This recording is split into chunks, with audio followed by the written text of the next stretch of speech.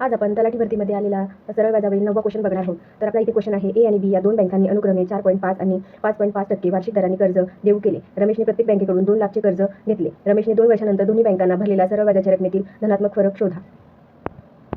चला तर मग आपण याचा आन्सर काढूया. तर आपल्याला इथे 4.5 आणि 5.5 दर दिलेला आहे. तर ए मायनस करू आपण.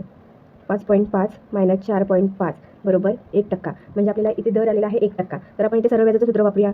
सरळ व्याज बरोबर म गुणिले द गुणिले क भागिले 100. तर मुद्दल आपल्याला इथे दिलेली आहे 2 लाख गुणिले दर किती आहे आपला 1% गुणिले कालावधी आहे 2 वर्ष भागिले 100. तर इथे 2 0 कॅन्सल होणार आहे. बे के बे, बे 0 0, बे 0 0, ह्या 0 तसाच, बे 2 4. म्हणजे आपल्याला सरळ व्याज आलेला आहे 4,000 रुपये. म्हणजे धनात्मक फरक आहे 4,000 रुपये. चला तर मग मित्रमैत्रिणींनो, आपण असेच रोज मॅथ्सची थोडी प्रॅक्टिस करू आणि आपलं मॅथ्स पक्का करू. तर अशाच व्हिडिओसाठी स्टडी विथ अंकिता चॅनलला सबस्क्राईब करा.